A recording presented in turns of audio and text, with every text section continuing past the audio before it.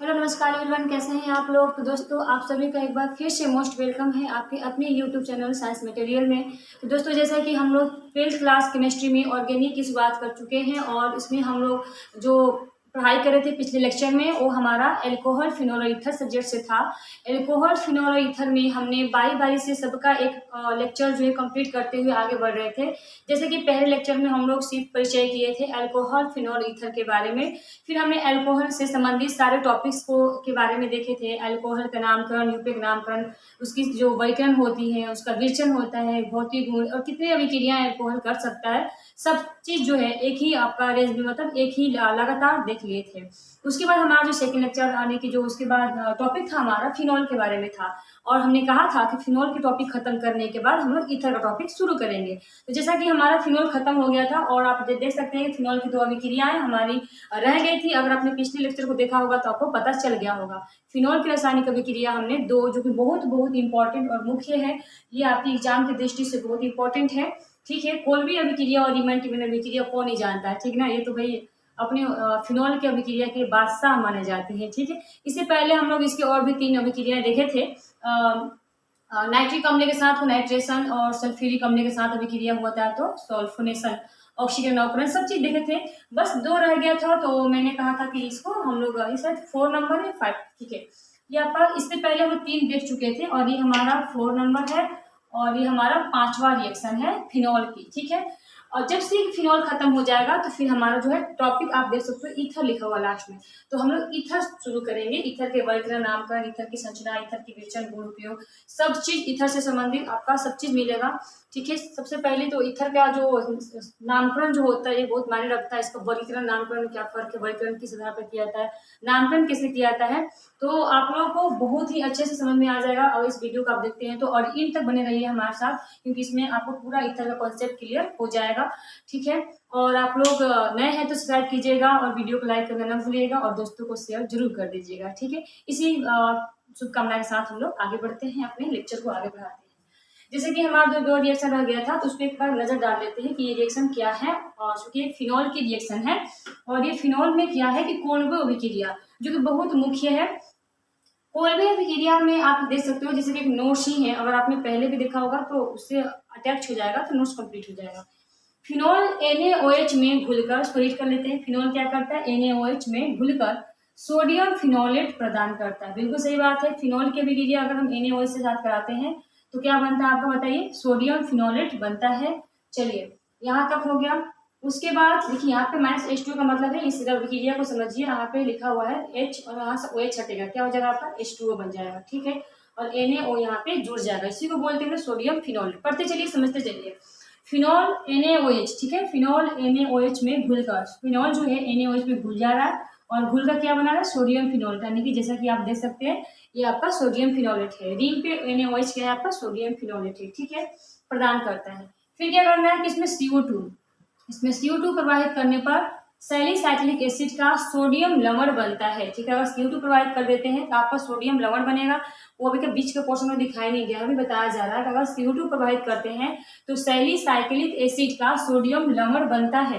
ये आपका सैलिसाइक्लिक ही है लेकिन इसमें सोडियम गायब नहीं हो रहेगा, सोडियम लवण ही बनेगा, लेकिन हमें सोडियम को भी हटाना है। तो क्या करेंगे, सोडियम लवण बनता है जिसे तनु HCl ना, जो भी लवण बना था, जैसे कि यही रहेगा, इसमें सोडियम का भी अंश रहेगा, कहीं ना कहीं Na रहेगा, लेकिन हमें सोडियम लवण नहीं चाहिए, सिर्फ सैलिसाइक्लिक अम्ल चाहिए। सैलिसाइक्लिक में क्या होता है आपका एक फिनॉल का ग्रुप रहता है और एक आपका अम्लीय ग्रुप रहता है, लेकिन सोडियम के जुड़ जाने से क्या हुआ, इसका मतलब सोडियम को हमें हटाना है। ठीक है, ये बीच का पोर्शन था, हमने उसको नहीं लिया, एक लास्ट पोर्शन बस ले लिया। ठीक है, क्या किया गया है कि जब फिनॉल में NaOH घुलता है तो क्या बनता है, सोडियम फिनोलेट प्रदान करता है। इसमें CO2 प्रवाहित करने पे सैलिसाइक्लिक एसिड का क्या बनता है, सोडियम लवण बनता है, जो कि आपको दिखाया नहीं गया है। ठीक है, जिसे तनु HCl से अम्लीय बनाने पर, अगर इसमें आप HCl अगर डाल देते हैं ना, HCl डाल देते हैं और जो भी था हमारा सोडियम लवण, उससे सोडियम हट जाएगा और ये प्राप्त हो जाएगा। ठीक है, तो अम्लीय बनाने पे क्या प्राप्त हो जाएगा, सैलिसाइक्लिक अम्ल प्राप्त होता है। इससे पहले सोडियम लवण भी था ना, सैलिसाइक्लिक में क्या था, सोडियम लवण भी था, लेकिन अगर हमने HCl अम्ल से अगर उसको तनु HCl से अम्लीकृत कर दिया ना तो ये आपका सोडियम हट जाएगा और वो सोडियम, ठीक है, और ये आपका HCl का Cl मिलकर क्या बन जाएगा, 2NaCl बन जाएंगे। जैसे कि आप देख सकते हैं बैलेंस है, जैसे मान लीजिए यहाँ का एक सोडियम और यहाँ का एक सोडियम, आपका क्या बन गया, 2NaCl। ठीक, और आपका यहाँ से 2H है, ठीक है, और एक H यहाँ पे आ गया और एक H आपका इस OA के साथ मिल गया, क्या बन गया आपका OH बन गया, यानी कि फिनोल बन गया। ध्यान दीजिएगा, एक रिंग पे अगर OH फिनोल और अम्ल दोनों आते हैं उसी को बोलते हैं हम लोग सैलिसाइक्लिक अम्ल। और इसीलिए इंपॉर्टेंट है क्योंकि उसमें 2 सदस्य यानी कि अम्ल का भी सदस्य है, फिनोल का भी सदस्य है, और 2 सदस्य होने के कारण यह अभिक्रिया बहुत मतलब मायने रखता है। तो पहला स्टेप में आपको फिनोल लेना है, फिनोल को NaOH के साथ अभिक्रिया कराना है, जिससे आपका बनेगा सोडियम फिनोलेट। ये आप देख सकते हो सोडियम फिनोलेट, जिसमें ONA रहेगा। तीसरा स्टेप क्या करना है आपको, CO2 प्रवाहित कर देना है, जिससे कि आपका सोडियम का सैलिसाइक्लिक एसिड प्राप्त हो जाएगा, और आपका HCl अम्ल भी मायने रखता है, HCl अम्ल CONA भी रख सकते हैं ऐसा।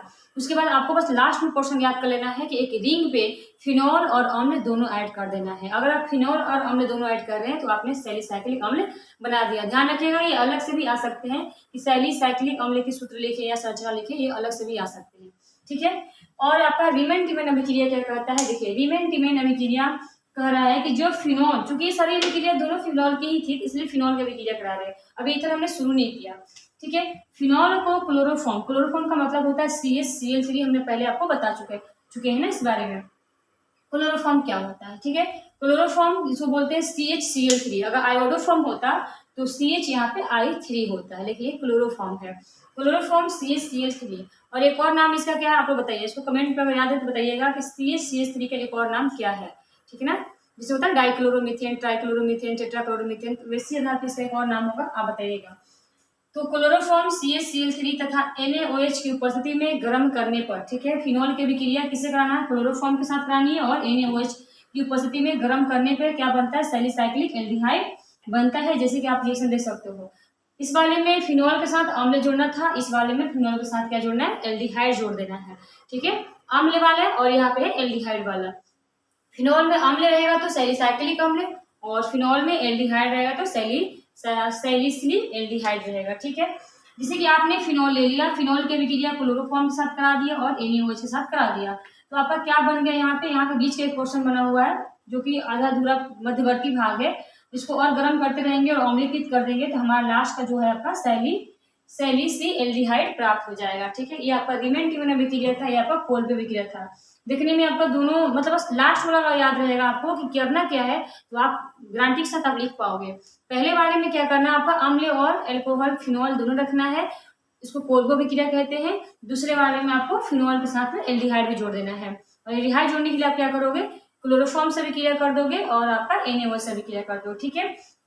पहले स्टेप में CH2Cl बनेगा, फिर लास्ट में आपका एल्डिहाइड समूह जुड़ जाएगा, ठीक है। ये आपका कहीं ना कहीं जो आप बेकेलाइट बनाओगे ना तो आपका यूज आता है, बेकेलाइट का मतलब फिनोल का उपयोग कहाँ किया जाता है, सबसे मुख्य बात है तो आपका आंसर देना पड़ता है। फिनोल का उपयोग जो होता है सबसे अधिकांश तो बेकेलाइट के लिए किया जाता है, बेकेलाइट के निर्माण में किया जाता है। ये हम लोग 14 लेसन पढ़ेंगे, जब बहुलक पढ़ेंगे तब बेकेलाइट क्या होता है। बेकेलाइट आप बताते हैं, जैसे प्रेशर कुकर के हैंडल देखे होंगे, इसे पकड़ के हम लोग आसानी से गैस सिलेंडर से कितना आसानी से पकड़ लेते हैं, काला रंग का होता है ना जो, वही उसका बेकेलाइट होता है। वो क्या होता है ना कि इतने हार्ड प्लास्टिक होता है कि वो आपको जल्दी हीट नहीं होता है, उसमें उष्मा ट्रांसफर नहीं होती है, ठीक है। तो असल में वो जो था बेकेलाइट वो आपका फिनोल से और आपका ये एल्डिहाइड जो होते हैं ना इससे बनाए गए होते हैं, मतलब ये वाले पोर्शन से बनाए गए होते हैं, एल्डिहाइड भी होता है फिनोल भी होता है, ठीक है। ये आपका नोट्स था फिनोल का। अब हम आते हैं अपने रंग पे, यानी कि अपने ईथर वाले टॉपिक पे, ठीक ना। तो ईथर के बारे में अच्छे से समझेंगे, ईथर होता क्या है, ईथर के नामकरण उपयोग बिल्कुल अच्छे से आप लोग समझ पाएंगे। तो हम लोग आते हैं अपने ईथर वाले टॉपिक पे, इसे स्क्रीनशॉट लीजिएगा पॉज करके, ठीक है। फिर इसके बाद हम लोग ईथर के टॉपिक पे आते हैं।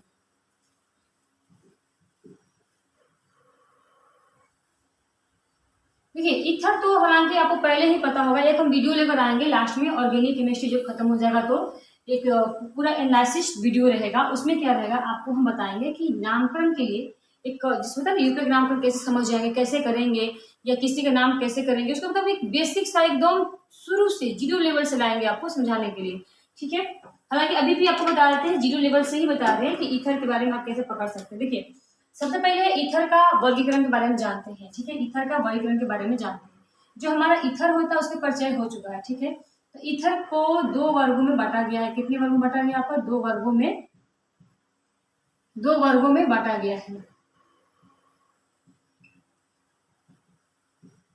2 वर्गों में बांटा गया है। ईथर कितने वर्गों में बांटा गया है, 2 वर्गों में बांटा गया है, ठीक है। दो वर्गों में क्या क्या बांटा गया देखिएगा, इसको दो और बना ही देते हैं हम ताकि अच्छे से हम लोग समझ सके क्या है। पहले वर्ग का नाम है आपका सरल ईथर, पहले का नाम क्या है सरल ईथर, और आपका दूसरे वर्ग का नाम क्या है मिश्रित ईथर। क्या नाम है मिश्रित। मिश्रित का मतलब आपको समझ में आ रहा होगा मिलावट, ठीक है, मिश्रित ईथर। ईथर को दो वर्गों में बांटा गया है, एक आपका सरल ईथर होता है, दूसरा आपका मिश्रित ईथर होता है। तो सरल ईथर का पहचान क्या है, देखिए सरल ईथर का पहचान होता है इसका, इसमें 8 समूह जो होते हैं आपको पता ही होगा। ईथर का मतलब होता है जैसे कि एल्कोहल के लिए क्या समूह है, एल्कोहल के लिए OH पहचान होता है, अम्ल के लिए क्या पहचान होता है COH पहचान होता है, कीटोन के लिए आपका ये पहचान होता है, ठीक है, एल्डिहाइड के लिए ये पहचान होता है। तो कहीं ना कहीं आपको पहचान पता है कि किसमें क्या पहचान होता है। उसी प्रकार से जो हमारा ईथर होता है उसमें 2 R होते हैं और बीच में एक O समूह होता है, ठीक है, एक O समूह होता है, दोनों तरफ से क्या होते हैं एल्काइल समूह जुड़े रहते हैं। ये आपका ईथर का पहचान होता है। इसी आधार पे हमारे जो ईथर होते हैं वो 2 वर्गों में बांटे गए हैं। एक आपका सरल ईथर, मतलब कि ये आपका ईथर का नमूना है, ठीक है, ये आपका O है, ये R है, R है।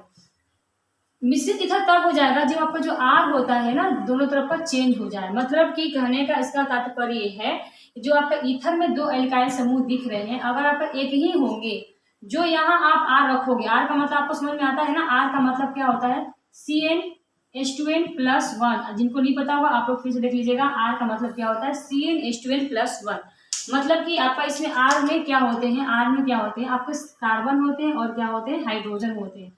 अगर कार्बन आपका 2 है, N का मतलब 2 है, तो H कितना हो जाएगा देखिएगा, N यानी 2N, 2N मतलब दुगुना, यानी कि 2 उसका दुगुना कीजिए।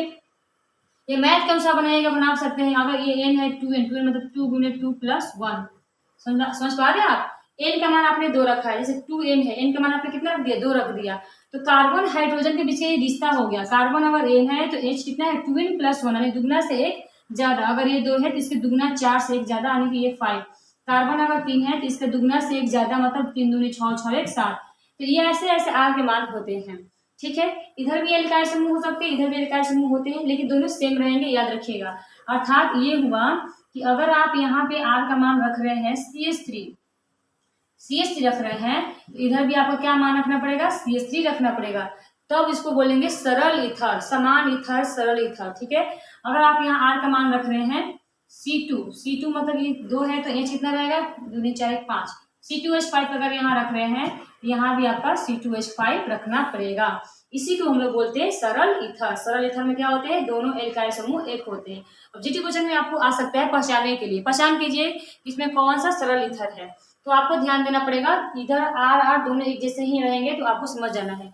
हाँ, मिश्रित अगर रहेगा तो एक R पे डैश लगा रहेगा। डैश का मतलब है अगर R आपका ये CH3 है तो ये वाला R आपका वही नहीं रहेगा। देखिए ये R है तो ये R डैश है, R ही है, मतलब एल्काइल ही है लेकिन डिफरेंट है, इससे ये क्या है R डिफरेंट रहेगा।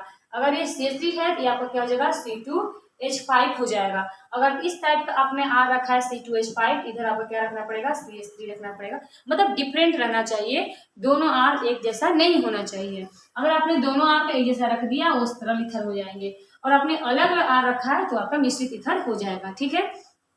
साधारण नाम में और यूपक नाम में कोई फर्क नहीं पड़ेगा, इसमें मिश्रित है या सरल है, बस आपको देखने से फर्क पड़ेगा हाँ इधर, वरना साधारण नाम या यूपक नाम में कोई फर्क नहीं पड़ेगा, ठीक है ना। ये इसकी क्वालिटी होती है। तो आपको समझ में आ गया ये सरल ईथर क्या होते हैं, मिश्रित ईथर क्या होते हैं, नामकरण में समझेंगे इनका नाम क्या हो जाता है, ठीक है। और एक लेक्चर लेकर आएंगे जो आपके सारे ग्रुप मूलक एक लिस्ट बना देंगे, इसमें कॉप किसको ऑल इन ऑन क्या क्या करके नामकरण किया जाता है। इस लिस्ट पर खत्म हो जाने के बाद जब हम 12वां लेसन स्टार्ट करेंगे तब, जैसे मान लीजिए अब आप समझ लीजिए C3H7 यहाँ रहेगा तो यहाँ पर क्या रहेगा आपका C3H7 रहेगा, तब जाके आपका सरल ईथर कहलाएगा। और यहाँ बताइए अगर आपने C3H7 रखा तो क्या यहाँ भी C3H7 रख लिए, नहीं है, वो सरल हो जाएगा। आप यहाँ पर डिफरेंट रखिए, कुछ अलग रखिए, लेकिन जो भी रखिए ये नहीं होना चाहिए, बस यही आपका होता है मिश्रित ईथर। तो आपका हो गया ईथर का वर्गीकरण। ईथर का वर्गीकरण कितने वर्गों में हुआ है, 2 वर्गों में हुआ गया, सरल ईथर और मिश्रित ईथर। सरल में क्या होता है आपको पता है कि ईथर में बीच में O होता है, दोनों तरफ एल्काइल समूह होते हैं। अगर दोनों एल्काइल समूह एक जैसन है, एक जैसन मतलब अरे जुड़वा टाइप का, मतलब अगर जुड़वा है अपने पास समझिए कि जुड़वा है, अगर ये जुड़वा रहेगा तो सरल बोलेंगे, और अगर ये गोर वो कोरिया रहेगा तो मिश्रित बोलेंगे, ठीक है। मतलब समझिए कि दोनों भाई है, दोनों एक जैसा है, और यहाँ पर दोनों भाई है लेकिन दोनों दो किस्म का है, वो गोरा है वो करिया है, ठीक है, ऐसा कुछ है, इसको मिश्रित बोलेंगे, ठीक है। अब इसको गोरका को यहाँ बैठा है, करिका को यहाँ बैठा है, या करिका को यहाँ गोरका को यहाँ बैठा है, कोई फर्क नहीं पड़ता, मतलब समझने के तारे बनी मानेगा ऐसा कुछ। तो लेकिन कहीं बैठाइए, लेकिन दोनों अलग अलग क्वालिटी के होने चाहिए, या फिर मिश्रित के पहचान होते हैं। और सरल में क्या होते हैं, दोनों हम सकल हूबहू, इसको बोलते हैं सरल। अच्छा चलिए अब इसके नामकरण में देखते हैं कि इसके नामकरण में क्या तरीके हैं, ठीक है। आप इसको पॉज से स्क्रीनशॉट ले सकते हैं, इसी पे वर्गीकरण के लिए था, नामकरण में इसके नाम ही बताएंगे, ठीक है। चलिए इसके हम नामकरण देखते हैं, ठीक है। नामकरण में तो सरल एबीसी दोनों ले सकते हैं। देखिए नामकरण देखते हैं, इसके नामकरण के लिए भी जिसकी दो विधियां होती है, पता ही होगा, नामकरण की भी दो विधियां हैं। ईथर का अगर हमको नामकरण करना है तो इसके भी दो तरीके हैं नामकरण करने के, पता ही होगा आपको। कौन कौन बताइए, कौन कौन है नामकरण की विधियां? जी हाँ बिल्कुल, साधारण विधि और एक आपका यूपेक विधि। ये आपका हो गया साधारण विधि और एक आपका होता है यूपेक विधि। ये आपका साधारण विधि हो गया और यहाँ पे हम देते हैं यूपेक, ये आपका हो गया यूपेक विधि, ठीक है। सबसे पहले हम इसके बारे में दो लाइन लिख देंगे कि आखिर यूपेक विधि कैसे किया जाता है और साधारण विधि कैसे किया जाता है। साधारण विधि में क्या किया जाता है, ईथर का जो नामकरण होता है वो अल्फाबेट से किया जाता है, क्योंकि आपको पता है ईथर में आपके दो आर होंगे, ठीक है, चाहे सरल हो या निश्चित हो, लेकिन दो आर तो है ना, तो अल्फाबेट से कहेंगे। इधर वाले जो इथाइल मिथाइल होंगे अल्फाबेट से नामकरण किया जाता है। तो साधारण विधि में क्या बोलेंगे बताइए, बोलेंगे कि ओ से जो होते हैं, ओ यानी कि ऑक्सीजन से लगे एल्काइल समूह, एल्काइल समूह का नामकरण अल्फाबेट को हिंदी में कहते हैं वर्णक्रम के अनुसार किया जाता है। कैसे किया जाता है? वर्णक्रम के अनुसार किया जाता है और अंत में ईथर जोड़ दिया जाता है। ईथर भी जोड़ दे रहा है, ठीक ना, और अंत में क्या जोड़ दिया जाता है? ईथर जोड़ दिया जाता है और अंत में ईथर जोड़ दिया जाता है। देखिए अगर मान लीजिए आपके सामने ईथर का प्रश्न आ रहा है तो ईथर का नामकरण कैसे करना है, साधारण विधि से कहेगा तो साधारण में आपको इतना याद करना है कि हमारा भी नाम अगर साधारण की बात करें घर में तो फलानमा चिलनवा रे हई रे हो रे, वो ऐसे बोलते हैं। और आपका कोई स्कूल में जाते हैं बहुत इज्जत से आपका नाम दिया जाता है, जैसे कि मान लिया बंटी नाम है आपका, बंटी, तो गाँव में बोले बंटिया रे, टंकिया रे, बंटिया रे, ऐसे लोग बोलेंगे। और जैसे आप जाते हैं कुछ कॉलेज स्कूल में तो बंटी, कितना अच्छा नाम है बंटी, ठीक है। तो उसी प्रकार से साधारण नाम में ऐसे जैसे कि आप एक कार्बन वाले को मिथाइल, आइल लगा मिथाइल, इथाइल, इथाइलवा मिथाइलवा टाइप का लग रहा है। और यही आपका जब यूपेक नाम में पढ़ाई करेंगे ना तो मीथेन, इथेन, प्रोपेन, इज्जत से नाम किया जाता है, ठीक है। तो ये आपका साधारण विधि है। इसमें क्या है, आपका जो ओ है ना ऑक्सीजन से लगे एल्काइल समूह दो लगे हुए हैं का नामकरण वर्णक्रम के अनुसार किया जाता है। जैसे देख लीजिए एग्जाम्पल, मान लीजिए आर की जगह आपका है CH3 और ये ओ लगा है, इधर भी क्या है आपका मान लीजिए CH3 है, ठीक है। एक और लेते हैं, जैसे मान लीजिए यहाँ पे CH3 है और ये आपका C2H5 है। देखिए ये आपका सरल ईथर है, ये आपका मिश्रित ईथर है, कोई फर्क नहीं पड़ता सरल हो या मिश्रित हो, साधारण विधि का नामकरण एक ही जैसे होता है, ठीक है। देखिए सरल वाले में क्या किया जाता है, अगर दोनों एक जैसे हो तो एक लाइन और मेंशन करना चाहिए, अगर दोनों एल्काइल समूह एक जैसे हो तो वहां पे आपका डाई का प्रयोग किया जाता है, ठीक है ना। एक आप लाइन जोड़ सकते हैं, पहले लिख देते हैं, ठीक है। यदि दोनों समूह एल्काइल समूह यानी कि यदि दोनों आर समूह, ठीक है, यदि दोनों आर समूह समान हो, समान का मतलब एक जैसे समान हो तो डाई जोड़ा जाता है। क्या जोड़ा जाता है? डाई जोड़ा जाता है। जैसे देखिए ऐसे, जैसे मान लीजिए यहाँ पे CH3, देखिए यहाँ पे क्या है CH3O CH3 तो यहाँ पे देखिए यदि दोनों आर समूह समान हो तो क्या जोड़ा जाता है? डाई जोड़ा जाता है, ठीक है। तो आप देख रहे हो कि यहाँ भी आर एक जैसा है, यहाँ भी आर एक जैसा है, ये तो आपका समान ईथर है। समान ईथर में क्या होता है, समान का मतलब समांगी ईथर बोलिए, सरल ईथर बोलिए, दोनों आर एक जैसे होते हैं। तो इसका नामकरण हम कैसे करेंगे?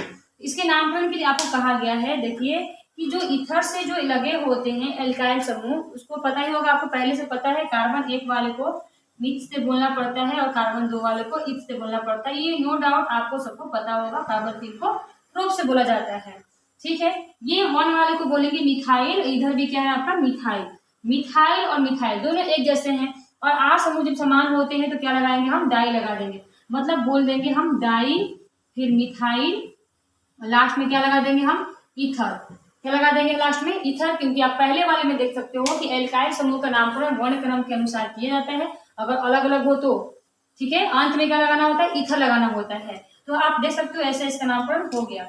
चलिए एक और आपको बताते हैं, जैसे मान लीजिए CH3 है, OCH3 है, आपको इसमें डाउट सब क्लियर हो जाएगा। देखिए आपके पास ये ईथर जो दिख रहा है वो आपका मिश्रित ईथर है। मिश्रित का मतलब होता है दोनों आर क्या है, अलग अलग है, गोरका है और परिका है, मतलब अलग अलग आर है। तो आप यहाँ पे कैसे नामकरण करेंगे, देखिए आप पहले पढ़िए, ओ से लगे एल्काइल समूह, ओ से जो एल्काइल समूह लगा हुआ है उसका नामकरण वर्ण क्रम के अनुसार किया जाता है। वर्ण क्रम में आपको पता है ये मिथाइल है, एम से शुरू है, और ये आपका इथाइल है तो ई से शुरू होगा। अब अल्फाबेट की से बताइए कि ABCD जो अक्षर होते हैं अल्फाबेट, उसमें वर्ण क्रम के अनुसार सबसे पहले किसका नंबर आता है, ई का आता है या एन का आता है। तो आप कहेंगे कि ई 5वें नंबर पे आता है, ABCD, ई जो होता है 5वें नंबर पे और एम 13वें नंबर पे आता है, मतलब इसको वैल्यू पहले करना है। इथाइल, आपको इस जो कार्बन 2 से इथाइल होता है ना, ईथ है, तो आपको इथाइल का पहले नाम करना है, और आपका इसका नाम मिथाइल है, एम फॉर मिथाइल, मिथाइल को पीछे कर देना है, ठीक है। ये आपका वर्णक्रम के अनुसार हो गया। और ला अंत में क्या लगाना है, आपको ईथर जोड़ देना है, तो अंत में आपने क्या जोड़ दिया, ईथर जोड़ दिया। देखा आपने, ऐसे इसका नामकरण हो गया। साधारण नाम कैसे करना है बताइए, आपको इथाइल मिथाइल ईथर है ना, ऐसे करना होता है, इथाइल मिथाइल ईथर। और देखिए और मैं बता दिया आपको, ईथर नाम देखेंगे। और देखिए जैसे मान लीजिए CH3O C3H7 का नामकरण करना है, C2H5O C2H5 का करना है, C3H7O और C2H5 का करना है, मतलब ऐसे इतने सारे ईथर है। और आपको पहचान सकते हो तो पहचान लीजिए, ये आपका विषमांगी ईथर है, ये आपका समान ईथर है, सरल ईथर को बोलते हैं समांगी। तो ये आपका सरल ईथर है, ये आपका अलग अलग आर का मतलब है मिश्रित ईथर है, ये भी आपका मिश्रित ईथर है। तरीका वही है आपका, देखिए कैसे नामकरण करना है, ठीक है। ये आपके ईथर नाम अभी के लिए नहीं, अभी यही चल रहा है। देखिए आपको पता है कार्बन 1 से मिथाइल होगा, ये कार्बन 3 से प्रोपाइल होगा। कार्बन 1 से इसका नाम मिथाइल से शुरू होगा, इसका नाम पी से शुरू होगा। तो आपको पता है कि भाई मिथाइल प्रोपाइल ईथर ही नाम होगा, लेकिन आप एक बार सोच लीजिएगा अल्फाबेट के अनुसार कि पहले वर्ण में कौन आता है, क्योंकि इथाइल बोले पहले मिथाइल बोले पहले प्रोपाइल बोले। अगर आप क्लियर नहीं कर पा रहे हैं तो आप अल्फाबेट से चले जाइए और वहां आप देखेंगे कि आप एम पहले आता है, पी बाद में आता है, ठीक है। ये आपको 16वें नंबर पे, आपको 13वें नंबर पे, इसलिए आपको पहले मिथाइल का नामकरण करना है। पहले आप लिखेंगे मिथाइल, फिर आप इसको लिखेंगे प्रोपाइल, क्या लिखेंगे, प्रोपाइल, ठीक है ना। इधर उधर से नहीं हो, आपको बस नाम वर्णक्रम के अनुसार देखना है पहले कौन आ रहा है। तो मिथाइल प्रोपाइल, और बताया ना लास्ट में क्या लगा देना है आपको, ईथर। तो साधारण नाम ऐसे करना होता है, वर्णक्रम के अनुसार देखिए और लास्ट में ईथर को ऐड कर दीजिए। यहाँ पे देखिए, यहाँ पे क्या है, ये भी इथाइल है कार्बन 2 से, ये भी इथाइल है। कार्बन 2 वाले को पता है ना ईथ कहते हैं, कार्बन 2 वाले को ईथ कहते हैं, कार्बन 2 वाले को ईथ, कार्बन 1 वाले को मिथ कहते हैं, कार्बन 3 वाले को प्रोप कहते हैं, ठीक है। तो देखिए ये सब तो कम से कम बेसिक नॉलेज आपको पता होगा, हम इतना तो उम्मीद कर ही सकते हैं। इसका नाम है इथाइल, इसका भी नाम है इथाइल, तो आगे पीछे करने की जरूरत ही नहीं है भाई, दोनों इथाइल ही है। तो अब यहाँ पे देख रहे हैं कि ये आपका सरल ईथर है और दोनों में आर सेम ही है। तो इस स्थिति में अगर आर समान होता है तो क्या लगा देंगे बताइए, डाई जोड़ देंगे। क्या जोड़ देंगे, डाई, मतलब कि डाई लगा दीजिए। क्या लगा दीजिए, di, A B ethyl, A B ethyl, मतलब दू वो इथाइल, दू इथाइल को ही तो क्या बोलते हैं, डाई। तो आप क्या लगा देंगे, डाई इथाइल, और लास्ट में जोड़ दीजिए ईथर। ये हो गया आपका डाई इथाइल ईथर। यहाँ पे देखिए अब आप बताइए, कार्बन 3 है यहाँ पे, C3H7, कार्बन 3 से क्या होगा, प्रोपाइल, कार्बन 2 से क्या होगा, इथाइल बनेगा ना। ये आपका प्रोपाइल है और इथाइल है, प्रोपाइल इथाइल ईथर ही है, लेकिन हम गलत बता रहे हैं। सबसे पहले तो ये बताइए अल्फाबेट में पहले कौन आता है। तो आप लोग कहोगे मैम पहले तो ई आता है, ई का मतलब इथाइल रखना है, फिर आपको प्रोपाइल रखना है, यानी कि आपको इथाइल रखना है पहले, प्रोपाइल रखना है पीछे, और लास्ट में आपको पता ही ईथर को जोड़ देना है। ईथर को अगर लास्ट में जोड़ देना है तो नामकरण देखिए ऐसा ही होता है। हालांकि सारे के सारे ईथर खानदान से हैं, ईथर फैमिली से हैं, तो पता है ना फैमिली के नाम मिलता है ना, फैमिली का जैसे मान लीजिए हम जो भी कास्ट से होते हैं तो उसके नाम कुछ भी नाम कुछ भी हो सकते हैं, लेकिन लास्ट में खानदान का नाम भाई जुड़ना चाहिए। अगर आप जो भी है मतलब जो भी कास्ट है, मल्होत्रा साहब, कुछ कोई लोग बहुत लोग मल्होत्रा साहब लगाते हैं, मल्होत्रा जी लगाते हैं, कोई वर्मा जी लगाते हैं, कोई शर्मा जी लगाते हैं, ये फलाने शर्मा, फलाने वर्मा, फलाने ये होता है ना। तो नाम बदलता है, लेकिन जो एक ही जात के होते हैं तो उनका पीछे का जो टाइटल होता है वो तो नहीं बदलता। यानी कि ये सारे के सारे इथर क्वालिटी के हैं, इथर जात के हैं, इथर प्रजाति के हैं, इसीलिए उनका आगे का जो भी है वो बदल सकता है, लेकिन लास्ट का जो नमूना जो है उसको ऐड करना पड़ेगा। तो ये आपका हो गया साधारण नामकरण। समझ में आया आपको साधारण नामकरण। अब हम चलते हैं यूपिक नामकरण क्या होता है, ठीक है। हम फटाक से चलते हैं यूपिक नामकरण की तरफ। आपको समझना होगा तो पॉज कीजिए, स्क्रीनशॉट लीजिए और हम आते हैं यूपिक की ओर। यूपिक की तरफ आते हैं, यूपिक नामकरण कैसे किया जाता है देख लीजिए। देखिए यूपिक नामकरण क्या करना है, यूपिक नामकरण में, यूपिक नामकरण के लिए आपको बस एक ही नियम है, टोटल कार्बन को काउंट कीजिए, लेकिन टोटल कार्बन ही बीच में ओ पड़ जाता है, ठीक है। तो इसमें क्या होता है, इसका नामकरण जो होता है, इसका नामकरण एल्कोक्सी एल्केन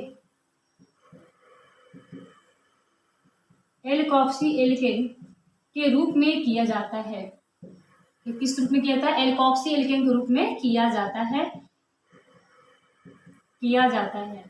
मतलब कि देखिए आपके पास 2 आर है, कितने आर है आपके पास, 2 आर है। तो 2 आर में एगो आर को एगो ऑक्सी लगा दीजिए, क्या हो जाएगा आपका एल्काइल में ऑक्सी, एल्कोक्सी, और इसको एल्केन के रूप में छोड़ दीजिए, ये कहना चाह रहा है, ठीक है। इसका नामकरण एल्कोक्सी एल्केन के रूप में किया जाता है। दूसरा स्टेप आपका क्या लिख देंगे, ध्यान दीजिएगा। अब इसमें किसमें ऑक्सी लगाएंगे, किसको एल्केन अकेला छोड़ देंगे। एक वो आपका दोनों आर में से एक तरफ का जो आर होता है उसमें ऑक्सी लगाना होता है और एक वो अकेला छोड़ना होता है, ताकि उसमें भी नियम होता है, किसमें भाई ऑक्सी लगा देंगे, किसको एल्केन के रूप में अकेला छोड़ देंगे। तो छोटे कार्बन वाले, ठीक है, छोटे समूह का मतलब छोटे आर वाले, तो छोटे समूह वाले एल्काइल में ऑक्सी जोड़ दिया जाता है। क्या जोड़ दिया जाता है, ऑक्सी जोड़ दिया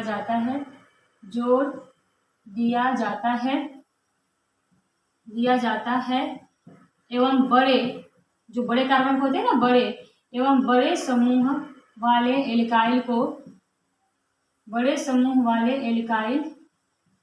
को एल्केन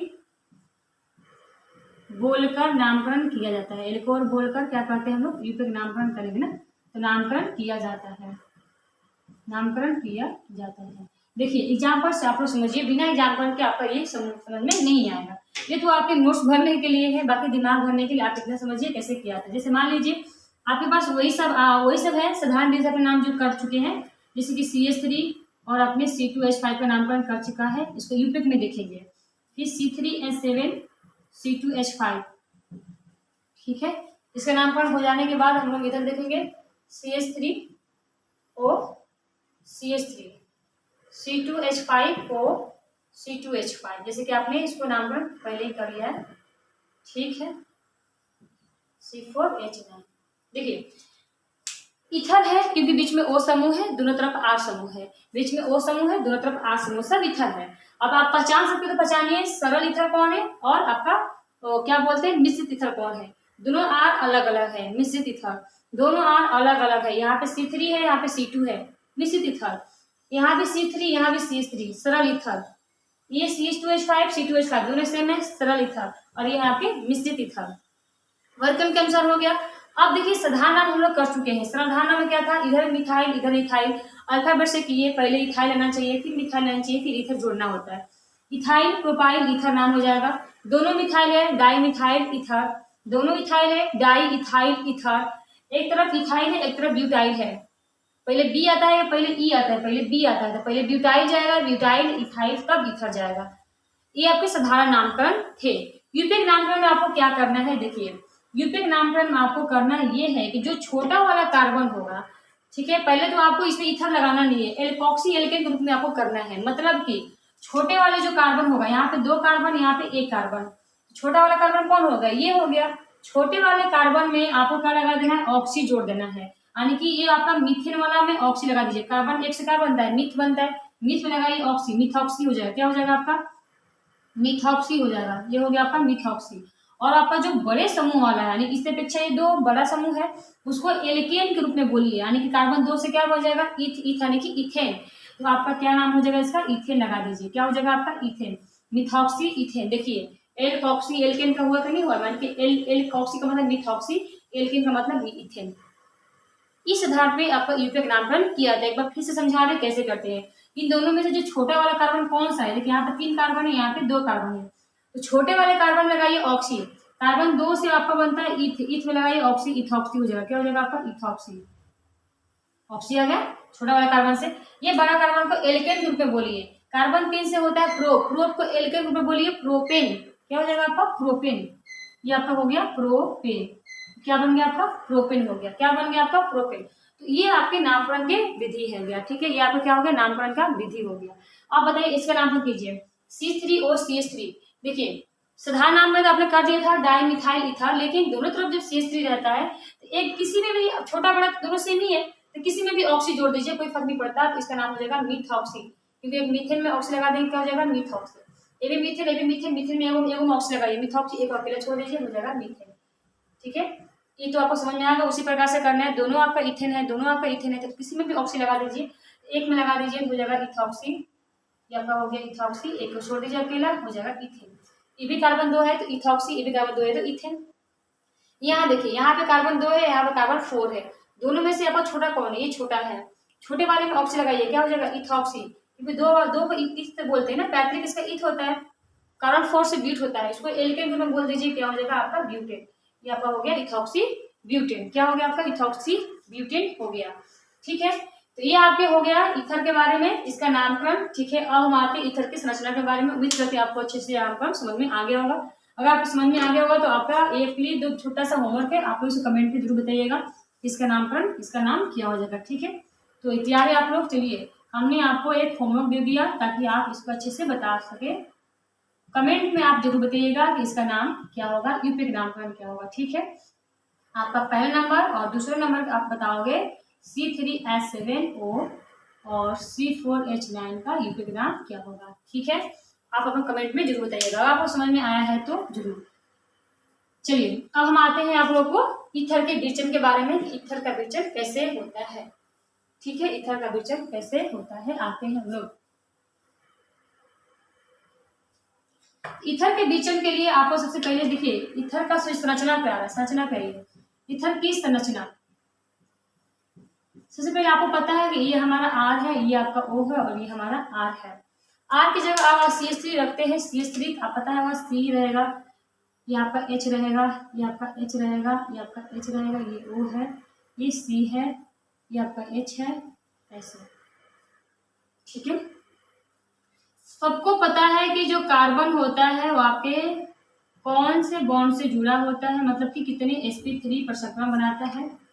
उसी प्रकार से आप यहाँ भी देख सकते हैं कि ये वाले कार्बन भी 4 बॉन्ड से जुड़ा है, यहाँ भी sp3 प्रसंकरण है। ऑक्सीजन के बारे में सोचिए, देखिए ऑक्सीजन जो है हमारा, ऑक्सीजन के पास 2 लोन पेयर है, 2 लोन पेयर 2 बॉन्ड पेयर, ये यहाँ पर भी इसका जो बन रहा है प्रसंकरण वो भी आपका sp3 प्रसंकरण बन रहा है। कैसा प्रसंकरण बन रहा है आपका? sp3 प्रसंकरण बन रहा है। तो आप इसमें लिख सकते हैं कि इसका जो प्रसंकरण होता है सभी कार्बन एवं ऑक्सीजन का जो प्रसंकरण होता है क्या होता है आपका? sp3 होता है। क्या होता है? sp3। आकृति कैसी हो जाएगी बताइए? आकृति इसकी हो जाएगी टेट्राहेड्रल। क्या हो जाएगी? टेट्राहेड्रल इसकी आकृति हो जाएगी, ठीक है। उसके बाद इसकी आबंध कोण, जिसकी प्रसंकरण sp3 होती है, हम बार बताते हैं, उसका आबंध कोण जो होगा, आबंध कोण जो होगा आपका 109 डिग्री 28 मिनट का होता है। और तो और इसकी आबंध दूरी की बात करें तो आबंध दूरी इसकी होती है 141 pm की होती है। आबंध दूरी कितनी होती है? आबंध दूरी किसकी आबंध दूरी बताइए? आबंध दूरी कार्बन से ऑक्सीजन की जो आबंध दूरी होती है वो कितनी होती है? 141 pm होती है। हालांकि इतने नियम प्रश्न आने वाले, लेकिन फिर भी आप अपने हिसाब से तैयार रहिए कि प्रसंकरण ईथर का क्या होता है, ठीक है, ऑक्सीजन का क्या होता है, सभी का। इस वाले कार्बन का पूछे तो भी sp3, इस वाले का पूछे O का तभी sp3, इस वाले का पूछे तो भी sp3। और टेट्राहेड्रल आकृति होगा, एक यहाँ भी टेट्राहेड्रल, 3 टेट्राहेड्रल आकृति बनाएगा, आबंध कोण 109 डिग्री, ठीक है। ये हो गया आपकी संरचना। अब आते हैं ईथर के विचलन पे, ईथर को बनाया कैसे जाता है, ठीक है। बहुत इजी कॉन्सेप्ट है, आपको ईथर कैसे बनाता है बिल्कुल अच्छे समझ में आ जाएगा।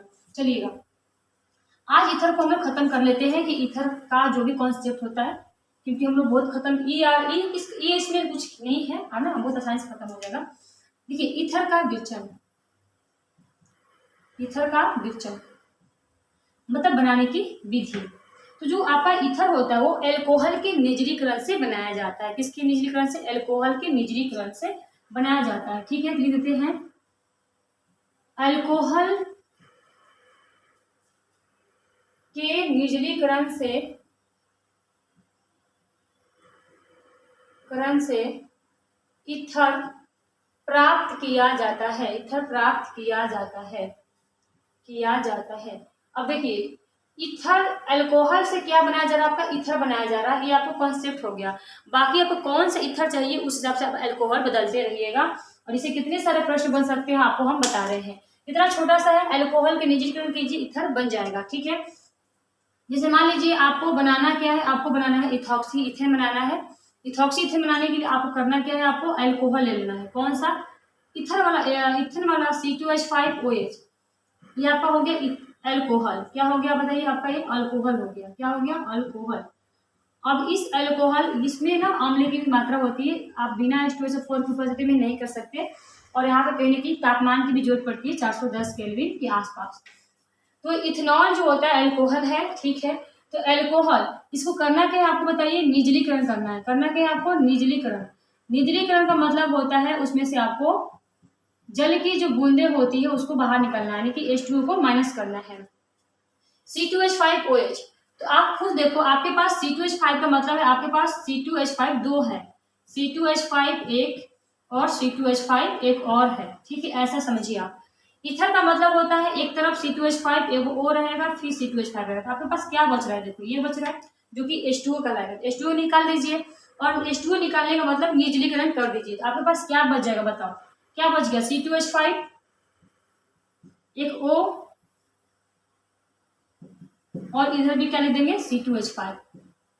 और आपने बाहर क्या निकाल दिया, आपने बाहर निकाल दिया एक का OH और एक का H, यानी कि H2O को आपने बाहर निकाल दिया। और H2O का बाहर जाना ही क्या होता है, आपका निर्जलीकरण कहलाता है। कोई भी आप अल्कोहल लीजिए, देखिए ये अल्कोहल कौन सा था, अल्कोहल कौन सा था बताइए, इथेनॉल था। इथ का मतलब कार्बन 2 वाला था, ये आपको क्या था, आपका इथेनॉल था। क्या था आपका, इथेनॉल था। और आपने क्या बना दिया, दोनों तरफ इथेन, इथेन में एक को बोलिए इथॉक्सी, एक को बोलिए इथेन, क्या बन गया आपका, इथॉक्सी इथेन बन गया। क्या बन गया आपका, इथॉक्सी इथेन बन गया। बहुत इजी कॉन्सेप्ट है। आप चाहो तो ये आप 3 कार्बन ले लो, C3H7OH, ठीक है, डबल कर देना। क्यों, क्योंकि आपको ईथर में 2 R जोड़ने जो है। आप इससे क्या कर सकते हो, निर्जलीकरण कर सकते हो। क्या कर सकते हो, निर्जलीकरण, मतलब कि H2O आप जल को बाहर निकाल दीजिए। ठीक है, आपके पास दो ये वाला समूह है, तो आप लिख लो C3H7 C3H7। 2 आपके पास ये वाला समूह है, 2 आपके O है, 2 O में से आपने O यहाँ फिट कर दिया। तो अब आपके पास 2 H भी है, 2 H और एक जो O बच गया, क्या हो जाएगा आपका, H2O हो जाएगा, जो आपने बाहर निकाल दिया। तो आपने क्या बना लिया, प्रोपॉक्सी प्रोपेन। क्या बना लिया, प्रोपेन में ऑक्सी, प्रोपॉक्सी प्रोपेन, आपने क्या बना लिया, प्रोपॉक्सी प्रोपेन बना लिया। ठीक है, ये वाला जो कॉन्सेप्ट होता है आप कहाँ यूज कर सकते हैं, ये मायने रखता है। जैसे कि आपका अलग से प्रश्न जब आ जाएगा, इथेनॉल को इथॉक्सी इथेन में परिवर्तन करें, तो आप यहाँ पे कर सकते हैं, इसका यूज कर सकते हैं कि हाँ भाई इथेनॉल है, इसको कैसे इथॉक्सी में बदल सकते हैं। ठीक है, या ऐसा भी हो सकता है कि क्या होता है जब इथेनॉल में निर्जलीकरण किया जाता है, क्या होता है जब इथेनॉल का निर्जलीकरण किया जाता है, क्या होता है जब प्रोपेनॉल का निर्जलीकरण किया जाता है। तो ऐसे ऐसे प्रश्न भी आपके आ सकते हैं। तो चलिए इसको हम प्रश्न के रूप में भी 1-2 बना सकते हैं। ठीक है, ये आपको समझ में आई, और ये आपका काम यहाँ नहीं आएगा, ये आपका अलग से प्रश्न में आ सकता है। कैसे आ सकता है, देखिए बताते हैं आपको, इसी को कैसे बना सकते हैं। देखिए ये प्रश्न आपका एक अलग से आप लिख लीजिए, प्रश्न आपका ये आ सकता है, क्या होता है जब इथेनॉल का निर्जलीकरण किया जाता है। ऐसी प्रश्न आता है ना, जो आप बोलते हो आउट ऑफ सिलेबस है। देखिए क्या होता है जब इथेनॉल का निर्जलीकरण किया जाता है। देखिए ये आपके कहाँ का प्रश्न कहाँ दे रहा है, इथेनॉल का निर्जलीकरण किया जाता है। तो ऐसे प्रश्न घबराना नहीं है। सबसे पहले आपको मिल रहा है इथेनॉल, आप इथेनॉल का सूत्र लिख लीजिए। ठीक है, यानी कि C2H5OH ले लिए, और साफ साफ अगर आपको याद नहीं है कुछ भी, आपको पता है ना, आपको निर्जलीकरण करना है, और निर्जलीकरण का मतलब होता है जल को बाहर निकालना। अब खुद सोचिए कि आपके पास एक OH है, क्या आप जल को बाहर निकाल सकते हैं, H2O कर रहा है, H2O आपको 2 होना चाहिए। इसके लिए आप क्या करोगे, यहाँ पे डबल तो करोगे ही। डबल करके आप H2O को बाहर निकाल लीजिए। इसके लिए आप थोड़ा समझिए कि मेरे पास 2 ठो Hc2H5 है, 2 ठो O है और 2 ठो H है। इसमें से हमको H2O को बाहर निकाल लेना है, यानी कि मत के कॉन्सेप्ट जैसा लग रहा है। यानी कि यहाँ से आपको 2 H को बाहर हमने निकाल लिया, 2 O है उसमें से हमने एक O को भी बाहर निकाल लिया, मेरे पास 2 ठो C2H5 और 1 ठो O बच गया। या आप चाहे तो क्लियर ऐसे भी लिख सकते हो कि मेरे पास C2H5OH एक है, C2H5OH एक और है, यानी कि 2 है, जिसमें से हमको ये बाहर निकाल लेना है। ये H2O हुआ ना, बाहर निकाल लेना। पहले ही करा इसका निजलीकरण कर दीजिए, नहीं बाहर निकाल दीजिए। तो अब आपके पास क्या बच गया, C2H5O। इसको कैसे इस क्रम में लगा सकते हैं, कौन सा आपका कार्बनिक का मूलक बन सकता है। तो आप देख सकते हो कि ये तो ईथर होता है जिसके बीच में O लगा होता है, तो बन गया आपका। तो आपका आंसर आपका हो जाएगा ये इथॉक्सी इथेन या ईथर बनता है। ठीक है, जब आप एल्कोहल का निजलीकरण करेंगे तो क्या बन जाएगा, ईथर बन जाएगा। तो ऐसा प्रश्न आपका आंसर ये हो जाएगा। ठीक है, क्या होता है जब इथेनॉल का निजलीकरण किया जाता है, तो आप क्या बोलोगे आंसर में, आंसर में बोलोगे कि इथॉक्सी इथेन बनता है, और आपको ये रिएक्शन लिखना पड़ेगा। बिना रिएक्शन लिखे हुए आपका उसका कोई वैल्यू नहीं रहेगा। ठीक है, ऐसे हो सकता है, हो जाएगा कि नहीं हो जाएगा, हो जाएगा ना बस। और इसका दूसरा प्रश्न किस रूप में आ सकता है, देखिए इसी के इसका दूसरा प्रश्न में ऐसे आ सकता है, परिवर्तन करने में आ जाएगा। ठीक है, परिवर्तन करने में आ जाएगा, कैसे देखिए, मेथनॉल को मेथॉक्सी मीथेन में परिवर्तन करें, मेथॉक्सी मीथेन में परिवर्तन करें। ऐसे प्रश्न जब आ जाएगा देखिए कैसे करना है। मेथनॉल को मेथॉक्सी मीथेन में परिवर्तन करें। मेथनॉल का सूत्र पहले लिखिए आप, CH3OH, आपने मेथनॉल का सूत्र लिख लिया। ठीक है, मेथॉक्सी मीथेन का सूत्र आपको पता होना चाहिए। मीथ ऑक्सी आ रहा है मतलब कहीं ना कहीं एक O रहेगा, मीथेन मतलब एक CH3 रहेगा और यहाँ भी CH3 रहेगा, ये आपका ईथर है। और आप सोच रहे हो कि ऐसा क्या करें कि ये आ जाए, क्योंकि आपसे पूछ रहा है कि मेथनॉल और मेथॉक्सी में परिवर्तन करना है, कि इसको हमें इस रूप में लाना है। अभी ये है मेरे पास और इसको इस रूप में लाना है। इस रूप में लाने के लिए आपके पास CH3 2 होने चाहिए, यानी सबसे पहला काम तो आप 2 से गुना कर दोगे, तभी तो आपका CH3 2 आया ना। CH3 2 बार आ गया। जब आपने 2 से गुना किया तो आपके पास CH3 2 आ गया, O भी 2 आ गया और H भी 2 आ गया, और एक आपने वो यहाँ में फिट कर दिया है, तो कहीं ना कहीं आपका एक O बच गया और एक H2, यानी कि इसको आप बोल सकते हो निजलीकरण, मतलब आपने जल को निकाल दिया और इस भाग को क्या बोल सकते हैं, निजलीकरण। तो आप आंसर दे सकते हो कि मेथनॉल को मेथनॉक्सी में परिवर्तन करें, मतलब कि इस निजलीकरण लिख दोगे और ये लिख दोगे तो आपका काम हो जाएगा। ठीक है, तो ऐसे प्रश्न आपके आते हैं एग्जाम में। ठीक है ना, तो विरजन समझ में आया। विरजन कैसे होता है, अल्कोहल में से जल निकालिए आपका ईथर बन जाएगा। ईथर कैसे बनाया जाता है, अल्कोहल के निजलीकरण से ईथर बनता है। जो अल्कोहल रखिए वैसा ईथर बनेगा, और कार्बन 2 वाला रखेंगे तो आपका इथॉक्सी वाला बनेगा। कार्बन 1 वाला रखेंगे तो आपका ये वाला बनेगा। ठीक है, कार्बन 3 रखेंगे तो वो बन जाएगा। जो आपको परिवर्तन करने के लिए कह रहा है वो परिवर्तन कर दीजिए। आगे इसके गुण पे, ठीक है, गुण के बारे में आते हैं कि इसका गुण क्या कह रहा है। देखिए, जो इसका भौतिक गुण होता है, क्वालिटी भौतिक गुण, देखिए ईथर जो होता है ना, ईथर के में आपको पता होगा कि कहीं ना कहीं जो आप ऐसे रख रहे हो CH3, तो आपके कार्बन के बीच ही बॉन्ड, यानी कि C और O के बीच या O और C के बीच जो बॉन्ड होगा, तो ईथर में CO बंध, जो C और O बंध है वो कैसा होता है, ध्रुवीय होता है। ध्रुवीय का मतलब समझ में आता है आप लोग को, मतलब कि ध्रुवीय का मतलब होता है आपका जो चार्ज होता है पॉजिटिव का, इस पे चार्ज आएगा नेगेटिव का, इसको बोलते हैं ध्रुवीय, प्लस माइनस के रूप में होता है। ये आपका पहला गुण हो गया। दूसरा आप लिख सकते हो, ईथर में हाइड्रोजन बंध नहीं पाया जाता है। हाइड्रोजन बंध है, वो हाइड्रोजन कहाँ होता है, H और O के बीच में होता है, जो कि नहीं है। ठीक है, लेकिन अगर उसको जल में घोला जाए ना, तो जल में घोलेंगे ये और जो O टूटेगा ना, तो H प्लस के साथ मिलके हाइड्रोजन बंध बना सकता है। ठीक है, ईथर में जो O होता है ना, ईथर जल में H प्लस आयन के साथ मिलकर हाइड्रोजन बंध बनाता है। क्या बनाता है, हाइड्रोजन बंध बनाता है। तो घुलनशीलता होगी लेकिन कम होगी। ठीक है, ये कठिनाई से खुलता है, कठिनाई से होता है, और सभी से अपेक्षा इसकी विलेयता क्या होती है, कम होती है। अल्कोहल एल्डिहाइड की अपेक्षा इसकी विलेयता क्या होती है, बहुत कम होती है, ठीक है।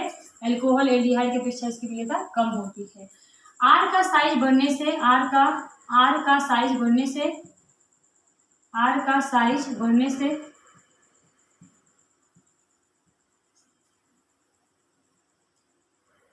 अल्कोहल की अपेक्षा यह कम घुलनशील है। कैसा है? कम घुलनशील है। अल्कोहल की अपेक्षा ये कम घुलनशील होता है। फिर आपका ये चौथा पॉइंट क्या हो जाएगा? आर का साइज बढ़ने से घुलनशीलता कम होती है। आर का साइज बढ़ने से घुलनशीलता क्या होती है? कम होती है, ठीक है। घुलनशीलता कम होती है, घटती है, घटती है या कम होती है, ठीक है। ये आपको रटने के लिए नहीं है, ये आपको समझने के लिए है। कैसे समझ सकते हैं? इसका प्रश्न आपको कैसे पूछ सकते हैं, देखिए। सबसे पहले तो आपका ये ध्रुवीय होता है और ये जो होता है इसमें डायरेक्टली कोई हाइड्रोजन बंध नहीं पाता है। हाइड्रोजन बंध आपका जो बनाएगा वही घुलनशील होगा। हाइड्रोजन बंध मतलब अगर H और O पास में रहे, जैसे कि देखिए अल्कोहल में है ना पास, इसमें हाइड्रोजन बंध बन रहे हैं। COOH यहाँ पे देखिए OH पास है, यहाँ बन रहे हैं।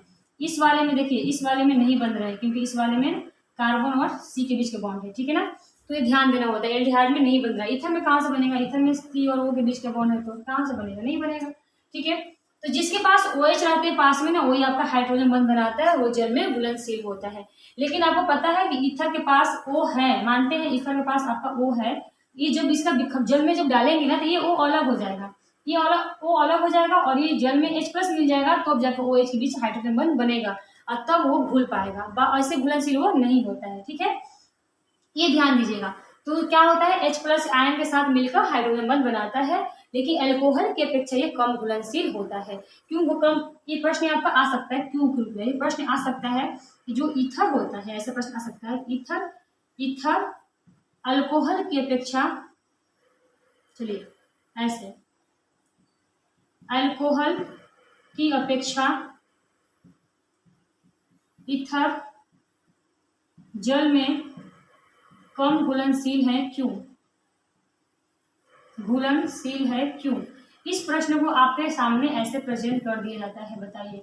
इस प्रश्न को आपको ऐसे प्रेजेंट कर दिया जाता है, जो आपने गुण को देखा था उसको ऐसे इस तरह की भाषा में बदल दिया गया कि अल्कोहल की अपेक्षा ईथर जल में कम घुलनशील है, क्यों? जल में क्या है आपका? कम घुलनशील है, क्यों?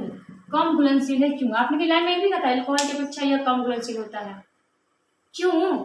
दोनों में आपका प्रश्न आ सकता है, तो आपको यही आंसर देना है। देखिए आपको समझ में आ रहा है ना? अल्कोहल में क्या है? देखिए अल्कोहल में क्या है, आपसे प्रश्न पूछ रहा है। अल्कोहल में देखिए OH है और आपका ईथर में क्या है? ईथर में आपका C और O है और ये ज्यादा घुलनशील है और ये पूछ रहा है कम घुलनशील है, क्यों? आप इसमें क्या देख रहे हो? इसमें देख रहे हो कि O और H है, जहाँ OH होता है उसमें हाइड्रोजन बंध होता है। क्या इसमें हाइड्रोजन बंध है? नहीं ना। बस फटाक से आप आंसर दे दो एक ही वर्ड में कि अल्कोहल ज्यादा घुलनशील है, क्योंकि देखिए ये कम घुलनशील है, मतलब कहीं ना कहीं अल्कोहल ज्यादा घुलनशील होगा। तो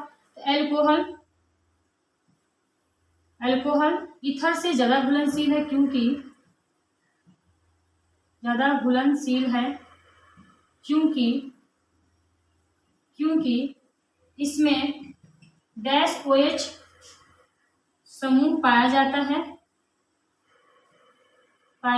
है और H बंध बनने के कारण यह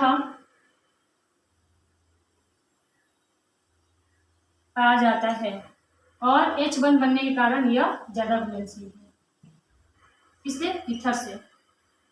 बस आपका आंसर हो गया। और बना सकते हो कि जबकि ईथर में जो होता है हाइड्रोजन बंध नहीं पाया जाता है, ठीक है। जबकि ईथर में हाइड्रोजन बंध नहीं पाया जाता है। बस ये आपका हो गया इसके गुण, यानी कि इसी गुण को आप ऐसे भी मतलब यूज कर सकते हो, यानी कि इस तरह क्या कर सकते हो। ठीक है ना। आर का साइज बढ़ने से घुलनशीलता कम होती है, बिल्कुल सही बात है। देखिए आर का साइज मतलब देखिए अगर आपका इस वाले ईथर की बात करें, इसमें आर का साइज देखिए कितना छोटा है और यहाँ पे देखिए C3H7O C2H5, यहाँ देखिए C4H9O C5H11, ये भी ईथर है, ये भी ईथर है, ये भी ईथर है। लेकिन घुलनशीलता की बात करें तो आपका सबसे अधिक घुलनशीलता ये होगा फिर आपका सबसे कम घुलनशीलता O होगा। क्यों? क्योंकि R का साइज बढ़ने से घुलनशीलता कम होती है। यहाँ सिर्फ 2 ही आपके, यहाँ पर R का साइज कितना छोटा है ना, 2 ही कार्बन है मात्र, यहाँ और यहाँ मिलके, यानी घुलनशीलता ये ज्यादा होगा क्योंकि R का साइज बहुत कम है।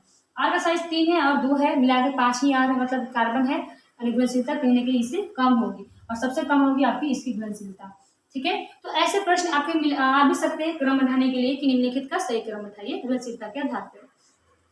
गुण हो गया। अब रासायनिक अभिक्रिया पे आते हैं कि ईथर में कितने रासायनिक अभिक्रिया बन सकते हैं। टाइम बहुत ज्यादा हो रहा है मेरे ख्याल से, तो हम इसको क्या करते हैं, आपका इसको हम एक लेक्चर जो होते हैं, तो ये देखिए दो मुख्य आपकी अभिक्रियाएं हैं, जैसे कि आप देख सकते हैं दो मुख्य अभिक्रियाएं कौन कौन सी, एक आपका प्रतिस्थापन अभिक्रिया, एक आपका ऑक्सीकरण। ऑक्सीकरण से बहुत सारे सवाल बन सकते हैं, ठीक है, लेकिन फिर भी एक बार प्रतिस्थापन पे नजर डालते हैं। एल्काइल समूह से H का प्रतिस्थापन, जो भी आपका एल्काइल समूह ये R है, उसमें से H को गायब कीजिए और दूसरे को ऐड कर दीजिए, ये आपका होता है प्रतिस्थापन अभिक्रिया। जैसे कि मिथॉक्सी मीथेन, ये आप पता है नामकरण में कार्बन 1 है ऑक्सी, मिथॉक्सी, कार्बन 2 से इथेन मीथेन बनेगा, सॉरी ये इथेन है, मिथॉक्सी इथेन, ये आपका क्या है, मिथॉक्सी इथेन है। ठीक है, कार्बन 1 मीथ में ऑक्सी और आपका कार्बन 2 से इथेन। इसमें क्लोरीन आप देख रहे हो, क्लोरीन से अभिक्रिया हो रहा है, इसमें करेगा क्या, ये क्लोरीन यहाँ अटैक करेगा और यहाँ से एक H को बाहर निकाल देगा और बदले में HCl यहाँ पे जुड़ जाएगा, जैसे कि आप देख सकते हैं Cl यहाँ पे जुड़ चुका है और जो आपका यहाँ पे 2 H था अब यहाँ पे एक ही H है और एक H वहां से हट गया, यानी कि वो प्रतिस्थापित हो गया और जो बचा हुआ Cl था उसके साथ मिलकर क्या बना लिया, HCl अम्ल, हाइड्रोक्लोरिक अम्ल बना लिया। तो ये आप नाम दे सकते हो अल्फा क्लोरोमिथॉक्सी इथेन। अल्फा क्यों, ग्रुप के जस्ट बगल वाले कार्बन को अल्फा कहते हैं, ये आपका अल्फा कार्बन है, इसके जस्ट बगल वाले को बीटा कहेंगे, इसके और आगे कार्बन होता तो गामा कहते हैं। इंपॉर्टेंट आपका ये है ऑक्सीकरण, क्योंकि ऑक्सीकरण से आपके अलग अलग तरीके से सवाल बहुत सारे बन सकते हैं। और ईथर का अगर आप ऑक्सीकरण करेंगे तो पहले आपका एल्डिहाइड बनेगा, फिर एल्डिहाइड का ऑक्सीकरण कीजिएगा तो क्या बन जाएगा, अम्ल बन जाएगा, जिसे आप देख सकते हो। ये आपका है मिथॉक्सी इथेन, मिथ ऑक्सी वही वाला था, मिथ ऑक्सी और आपका इथेन, मिथॉक्सी इथेन। इसमें आपका K2Cr2 और 7H2O4 की उपस्थिति में होता है ऑक्सीकरण। आपको करना क्या है, आपको करना है ऑक्सीकरण, यानी कि एक O को जोड़ना है और बदले में H2O को निकाल लेना है, जैसा कि करते हैं। हमें क्या करना है, H2O निकाल लेना है। चलिए हम निकालते हैं H2O को। क्या करना है, हमें H2O को निकालना है। ऑक्सीकरण में क्या होता है, O को जोड़िए, हमने O को जोड़ दिया और H2O निकाल लिया, तो आप देख सकते हो हमने यहाँ से H2O को निकाल लिया। चलिए हमने क्या किया, H2O को निकाल लिया, तो आपके पास क्या बच गया वो देखिए, आपके पास बच गया CH3 यानी कि 2CH3, कोई दिक्कत, आपके पास क्या बच गया 2CH3, ओके, CH3 एक और CH2 CH3 चार्ज चलेगा मेरे ख्याल से, मैं बैलेंस नहीं हो पा रहा। हाँ जी, यहाँ पे ग्रुप और रहेगा CH2 CH3 ऐसे, यानी कि ये आपका है इथॉक्सी इथेन है, आपका क्या है इथॉक्सी इथेन है। देखिए हमने H2O को बाहर निकाल लिया, H2O को हमने बाहर निकाल लिया, चलिए ठीक है। अब आपके पास क्या बच रहा है, CH3 2 बच रहा है, आपने CH3 को 2 कर लिया और यहाँ पे मेरे पास और क्या बच गया, देखिए बच गया CH2, क्या बच गया CH2 और ये बच गया C और एक ऑक्सीकरण से मिला है O भी बच गया मेरे पास C। आपको पता है एल्डिहाइड ग्रुप क्या होता है, CHO आपने लगा लिया CHO, ठीक है, CHO बनता है, मेरे पास 2 C है 2 H है और एक O है, CHO, ठीक है, कुछ मिस तो नहीं हो रहा। ऑक्सीकरण का मतलब होता है एक O को ऐड भी करना है। H2O आपने निकाल लिया, ठीक है, हमने निकाल लिया H2O, ठीक। CH3 यहाँ पे आपका 2CH3 हो गया और आपका CHO CH और एक आपका ऑक्सीकरण से जो प्राप्त O हुआ है वो आपका 2 O वहाँ रहेगा H2, हाँ ठीक है, 2 कार्बन है, देखिए यहाँ पे एक कार्बन और यहाँ पे एक कार्बन 2H है और ऑक्सीकरण के प्राप्त जो O है आपका OB2 बचा हुआ है, तो 2 आपका एल्डिहाइड का मूलक यानी कि यहाँ पे जुड़ जाएगा कहीं ना कहीं। और आप इसकी आगे प्रोसेस कुछ नहीं करना है, आपको क्या करना है, यहाँ पे तो आपका इसका ऑक्सीजन का प्रोसेस हो ही गया, ऑक्सीकरण हुआ और ये वाला ऑक्सीजन का मतलब होता है आपने एक O को बस ऐड करना है। देखिए CH3 CHO है और आपने एक O ऐड कर दिया तो क्या बन जाएगा, COOH बन जाएगा, यानी कि कार्बोक्सिलिक अम्ल प्राप्त हो गया। इससे प्रश्न क्या बन जाएगा आपको देखिए, अगर प्रश्न आपका ये बन रहा है इथेनॉल को, यही वाला इथेनॉल को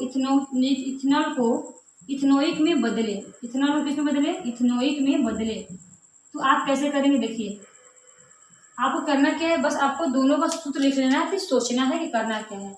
इथेनॉल का मतलब होता है आपका CH3 और CHO, ये आपका हो गया इथेनॉल, CH3 CHO, ठीक है, इथेनॉल लगा है CHO में इथेनॉल लगता है और कार्बन 2 का मतलब ईथ होता है।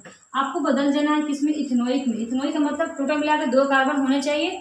इथेनोइक लगा है मतलब एक ग्रुप आपका होगा, और आप यहाँ पे CH3 रख दीजिए।